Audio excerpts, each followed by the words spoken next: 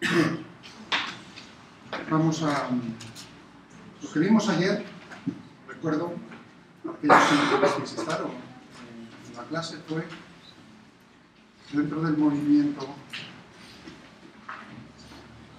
en una dimensión, vimos el movimiento recordando el movimiento uniformemente acelerado. ¿Qué significa uniformemente acelerado? Que la aceleración es constante, muy importante. O sea, que A es constante, la aceleración en función del tiempo A es constante. ¿Entendido? Es decir, que para un problema en un enunciado, si yo entiendo del enunciado, saco la información o me lo dice claramente, que la aceleración es uniforme, es constante, entonces puedo aplicar a sangre fría las fórmulas que no sabemos de memoria, sin ningún problema. El problema radica en la dificultad en que hay muchas ocasiones en que ese movimiento, en ese problema, no es uniformemente acelerado. Y por lo tanto, intentar utilizar estas fórmulas que lo vais a intentar hacer, ya lo dije ayer, o sea, a pesar de que lo digo ahora, eso también es normal. Os estoy avisando. Lo vais a intentar hacer. Colarme, en el buen sentido, estas fórmulas que voy a recordar rápidamente ahora. Eso va a estar mal desde el principio. Es cómodo de corregir, pero no es esa la... Vuelvo a insistir, no es esa la... Entonces, fijaos bien. Podéis utilizarlas si ya es constante. Es decir, que uno diría, en una representación hace falta que lo dibuje, una representación A frente al tiempo, ¿cuál sería el movimiento uniformemente acelerado? Una recta horizontal. ¿No? Esa sería una. Entonces tendríamos, integrábamos, es decir, que aquí el problema era de lo que yo llamaba del segundo tipo. A mí si me dan cómo es la aceleración en función del tiempo, me piden la velocidad, me piden la posición, ¿no? Es integrar e integrar. Necesitamos las condiciones iniciales, porque de integrar e integrar nos dan soluciones generales. ¿Entendéis lo de general? Que cualquier constante que le sume yo a esa solución está en mi solución. Entonces, pero uno quiere su solución particular. Las condiciones iniciales en la velocidad, en v y en x, nos dan la solución particular a nuestro problema.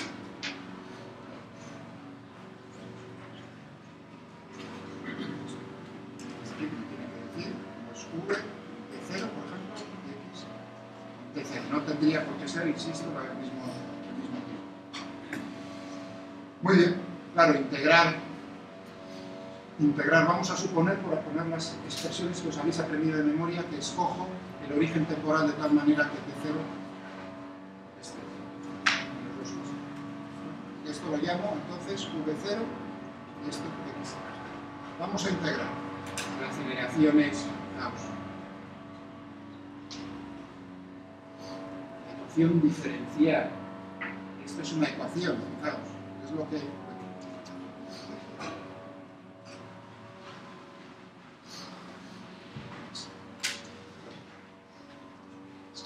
sin querer. Esto es la definición de aceleración, ¿no?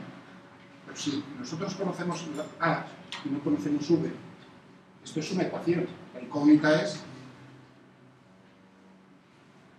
V. Por eso se le llama una ecuación diferencial. ¿Por qué? Porque aparece la derivada de la velocidad.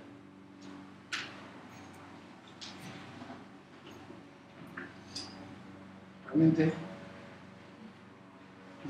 masivamente se utiliza la ecuación del movimiento, se dice ecuación del movimiento. Claro, el origen de la ecuación del movimiento van a ser la segunda ley de Newton. Pensad que la aceleración, si yo sé las fuerzas, obtengo la aceleración. O sea, que decir la segunda ley de Newton es idéntico que decir la ecuación del movimiento es tal. Esto sería esto. Esto es este movimiento. O sea que lo que vamos a hacer es integrar la ecuación del movimiento, la ecuación diferencial que describe el movimiento. Y aquí pues se opera, fijaos, se intenta separarlas, ¿no? Es decir, ¿qué relación tengo aquí? ¿Qué relación me está dando esta ecuación? Simplemente cambios en el tiempo producen unos cambios en la velocidad, infinitesimales. Y la suma es la integral. Es decir, que yo lo que tendré aquí será, y ahora poniendo ya las condiciones, la condición inicial en la velocidad, digo, cuando el t es igual a 0, v es v sub 0. Y cuando t es 1 genérico, la velocidad será la v genérica. Yo utilizo la misma letra, no es muy, digamos, matemáticamente escribir esto no es que sea muy correcto, en el sentido de que estoy utilizando, fijaos aquí en el límite de integración, la misma v que aquí, y aquí la misma p que aquí. Realmente tendría que utilizar otra letra, o t mayúscula, o v mayúscula, pero en el fondo va a ser lo mismo, porque yo lo que busco es cómo sube en cualquier instante de tiempo. ¿Entendéis? O sea, que por ahí podría venir Mike o cualquiera de estos, o montañazas de nivel. No es tan extraño. Bueno, integro esto. Esto, la integral de diferencial de x, o su diferencial de v es v. V entre v y 0 es... Entre v y v sub 0 es v menos v sub 0. Y la integral, claro, si a es uniforme, sale fuera de la integral. Entonces tendré a por el tiempo entre t y 0. A por. Es decir, voy a ponerlo aquí arriba para que lo veáis. La solución es v tiempo v sub 0 más la aceleración por la primera recordad. V igual a v sub 0, pongo aquí entre el tiempo, o sea, que os deis cuenta de que es una función de tiempo. ¿Entendido? Eso no lo sabíamos de mí.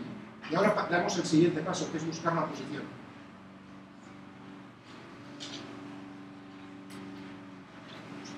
Aquí teníamos entonces, por definición, v es la derivada de la posición con respecto al tiempo. ¿De acuerdo? Otra vez, aquí tenemos, ahora ya tenemos, esto es conocido, y lo que es desconocido es x de t, otra ecuación diferente. De primer orden, primera medida. Pues voy a intentar solucionarlo. Sustituyo aquí v0 más a por t es igual a x. Sí.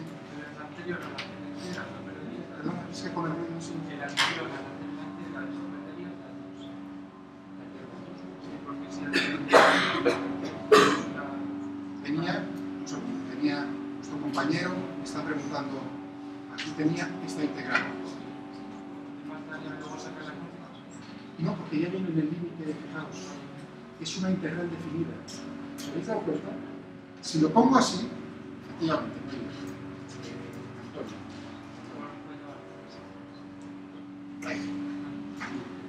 eso para cuando me apruebes la asignatura. Hasta que me la apruebes, eres Antonio. Entonces, esta es la solución general. ¿Entendéis? Cuando hago esta integral, esta es la solución general. A por d más lo que veíamos, o lo que podréis ver, si alguno lo ha visto, creo que 7 han visto ya el vídeo. Bueno, el resto a mí, porque una vez cuando me hicieron la primera vez me cuenta a mí. Entonces probablemente 6. ¿De acuerdo? Ponía un C1. Esta es la en matemática, esta es la cuestión de integración. Esta es la solución general. Claro, ¿cuánto vale C1? Precisamente eso viene dado cuando nosotros, en vez de utilizar la integral indefinida, utilizamos la integral definida. En la definida ya me queda la condición inicial. ¿De acuerdo? Que teníamos aquí en t igual a 0, desde 0, vamos a ponerlo. Fijaos que es una integral en t, o sea que los límites de integración se refieren a t. No, o sea, no es en a, sino que esto es entre 0 y un t, que llamo t. Entonces, ya ahora, a partir de este momento, esta ya es la solución particular a mi problema. ¿Entendido? Pues teníamos... Vale. Entonces, ahora estábamos con la posición. Muy bien. Y lo que llegamos es a esta otra ecuación. Y lo que tengo es que hallar x en función del tiempo, que es integrarlo. Es decir, uno ve esta ecuación y dice, anda, aquí tengo el tiempo, vamos a ver. Si yo multiplico, paso multiplicando, paso multiplicando, ¿no?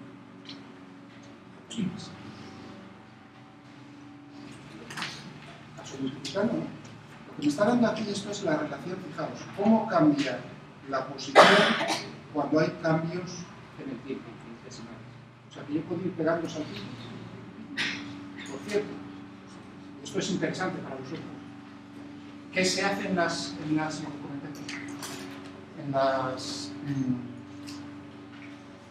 cuando se integra numéricamente? Hay problemas, la predicción de tiempo, plagado de ecuaciones. Entonces el ordenador lo que sabe hacer son sumas y restas en multiplicaciones invisivas. Entonces, ¿cómo uno no sabe derivar, no sabe integrar? O sea, uno tiene que transformar esto, fijaos, ahora lo vais a entender cómo se resuelve numéricamente este tipo de problemas. Uno dice, esto es exactamente igual, pero ahora un poco a lo que os sonaba o pretendí que os sonase en lo de las medidas, eso que no entendíais tanto. Oye, si el intervalo de tiempo es finito, pero muy, muy pequeño, pequeñito, no es infinitesimal estrictamente, pero es pequeño, entonces se producirá un cambio en la posición, un desplazamiento muy pequeño que aproximadamente será igual a delta de t por todo esto. Aproximadamente. Eso se cumplirá exactamente en el límite, cuando delta de t tiende a 0. Pero si delta de t y la función no es muy mala, matemáticamente no tiene cambios muy bruscos, entonces yo puedo escoger en el problema un delta de t pequeñito, eso lo tengo que ver en el problema. ¿Qué significa pequeño? Cuidado, ahí tengo que buscar un criterio. Lo suficientemente pequeño para que en ese intervalo esa función no cambie mucho. ¿De acuerdo? Ese es el criterio. Entonces, ahí es el arte del que está programando, es decir, cómo tengo que escoger el intervalo de tiempo. Bueno, si se cumple eso, el intervalo es suficientemente pequeño, pero finito, y yo multiplico eso por esto, en el instante considerado, me dará aproximadamente el desplazamiento que se ha producido. Eso se hace iterativamente, significa en un bucle, en una programación, en un bucle, algo que se repite. Entonces, hacen eso 10 millones de veces. Al final, saca cuál es el desplazamiento después de delta de t por 10 millones. Si delta de t es un milisegundo, por poner un ejemplo, entonces 10 millones por un milisegundo. O sea, 10.000 segundos. ¿Entendéis? Aproximadamente. Es decir, que ahí hay un error numérico en la integración. Pero se hace así. Toda integración numérica, toda resolución numérica de este tipo de problemas, que a veces es inevitable. Es lo que os comentaba ayer, que habrá quedado espero en el ordenador, en la clase, es, claro, este problema está chupado de integrar a mano. Es decir, ¿para qué Miguel nos está explicando a lo mejor cómo se hace numéricamente cuando es sencillísimo hacer a mano, resolverlos? Nuestro cerebro ahí, ¿no? ¿Para qué una solución aproximada cuando la tienes exacta? Pues por la sencilla razón de que hay muchos problemas en que esto es relativamente sencillo, que ya no tienen solución. No tienen solución algebraica. No se pueden integrar. Eso es lo que comentaba ayer. Mientras que derivar, siempre puedes derivar, siempre hay solución de una función, cualquiera, por muy complicada que sea, a ti te dicen, derivar. Sabes seguro desde el principio que va a tener solución. Que tú vas a obtener una función que es la derivada. Mientras que al contrario, si a ti te dan una función y te dicen intégrala, no estás seguro de si vas a poder integrar, si va a haber solución algebraica. No siempre. ¿De acuerdo? Claro, eso quiere decir que en esos casos no nos queda más remedio que obtener la solución numéricamente aproximada. Pero nos va a pasar con nosotros, ya veréis qué bonito es, muy pronto, con el péndulo. Ya veréis, el péndulo, entender el péndulo. El péndulo, fijaos, para que veáis un ejemplo, el péndulo, que es, cogéis un hilo en casa, cogéis una bolita, lo soltáis y ese movimiento no tiene solución algebraica. Hay que resolverlo numéricamente. Si ahora os preguntáis, Ay, ¿cómo me lo han enseñado a mí ¿no? Lo del periodo, el 2pi raíz cuadrada, ¿no? De L dividido por G? Eso es exacto, Miguel, ¿no? Eso solo sirve esa solución, el periodo, el tiempo que tarda en hacer una oscilación completa. Solo es bajo una condición muy fuerte, que es que el ángulo, la amplitud de oscilación, el ángulo es muy pequeño. Muy pequeño. Si no es pequeño, ya no vale. Pero no vale, ¿eh? O sea, no vale radical. Si yo lo pongo aquí, la diferencia es enorme. Solo cuando, bueno, cuando el ángulo pues es un criterio pues de 15 grados o menos. Entonces es muy bueno. Digamos, no se ve casi diferencia, pero hay una pequeña. O sea, que fijaos en un problema tan sencillo como es el del péndulo, en el que vamos a ver que aquí tenemos una función matemática que es muy sencillita, va a ser un seno, no se puede integrar. Fijaos, o sea, que no es la complejidad de que sean 20.000 términos, no. Sino puede ser muy sencillo y no tener solución. Entonces no nos queda más remedio que ahora sí hacer el truco este, que es decir, pues no me queda más remedio que numéricamente decir, cojo intervalos muy pequeños para obtener el desplazamiento. Y se puede cuantificar el error que se está cometiendo, pero siempre se comete un error. Muy bien. No sé si enseñaros una cosa más. Yo creo que tiene que ver mucho con la... Fijaos que ahora masivamente... Tengo ahí un vídeo, pero eso se lo dejé para los de segundo. A la competencia de industriales. Eso lo puse en su número. Una profesora de Stanford, de la Universidad de Stanford, que es otra de las mejores. Que bueno, hace una clase muy bonita, ya la han cliqueado 300.000 personas. Sobre, precisamente, la simulación numérica se dedica a fluidos, mecánica de fluidos, y lo aplica a muchas cosas, entre ellas a extracción de petróleo. O sea, para luego esto. Así que es un poco, pero va de lo que estoy yo diciendo aquí, un poco más complicado, pero es exactamente el punto que estaba ahora que me venía a la cabeza es el siguiente. ¿No os habéis preguntado, no habéis tenido la curiosidad de decir cómo es posible ahora con este tema tan de moda y que tanto os afecta a vosotros, al día de minas, digamos, de la energía? Es decir, si las predicciones del tiempo no son buenas a 4 días, a 10 días ya no valen nada. No valen nada. A 10 días no valen nada. ¿Cómo es posible? ¿No os habéis preguntado que nos fiemos de las predicciones que se hacen en 100 años del clima? Claro, es el mismo problema, ¿no? O sea, nadie no os habéis parado, nadie os ha comentado por qué. ¿Por qué? Primero, ¿por qué no vale a 10 días?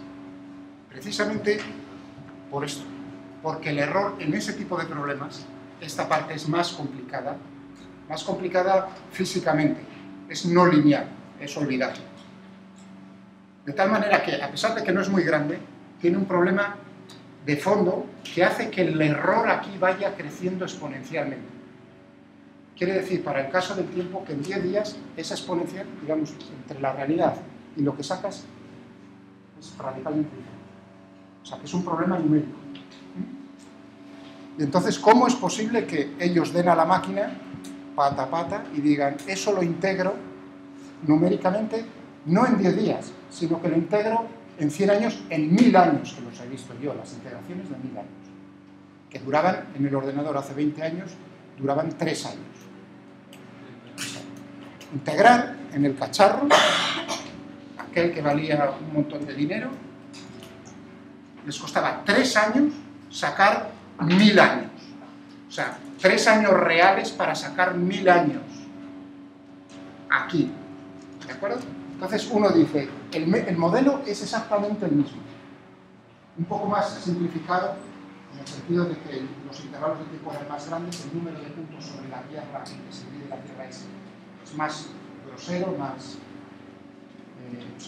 menos detallado, pero exactamente eran los mismos modelos, exactamente el mismo. ¿Cómo es posible que yo no me fíe a 10 días y me fíe, en principio, hay gente, ¿no? Mucha gente que se fía a 1000 años o 100 años, por dejarlo así un poco más corto? Porque la gráfica es mayor y tiene más puntos donde coger. La razón es otra vez lo de las medidas, porque lo que uno, claro, si es un problema de decir, sí, Yo no sabré dentro de 50 años exactamente en el día tal. Películas de esos pondré al principio en física 2. O sea, aquí lo dejo como en lo de continuará. ¿No? Eso de decir, no pongo ahora la película. ¿Os gusta lo que estoy diciendo? ¿Tenéis? Esperad la física 2 o podéis entrar en el Moodle de física 2 a lo mejor. Y lo veis ya. El asunto es el siguiente, que la predicción no es exactamente decir, llueve en León dentro de 50 años, no, sino que la estadística de cuántos días llueve en León, mejor dicho, en Castilla y León, o por ponerlo ahora ya que refiere más en la provincia de León, los días que llueve en la provincia de León y la cantidad que llueve, la estadística, cómo oscila, es la misma que en la realidad. Es decir, que la estadística del modelo se supone, o se cree, o se ha estudiado de que nos podemos fiar con cierta... de que es la misma cosa que nosotros. Pero bueno, quiero decir que se basa en que uno dice la estadística de lo que te sale, el mundo que te sale del modelo, estadísticamente es el mundo real. Porque el problema de estos, con eso, es que tú no tienes varias tierras para hacer experimentos. No es como...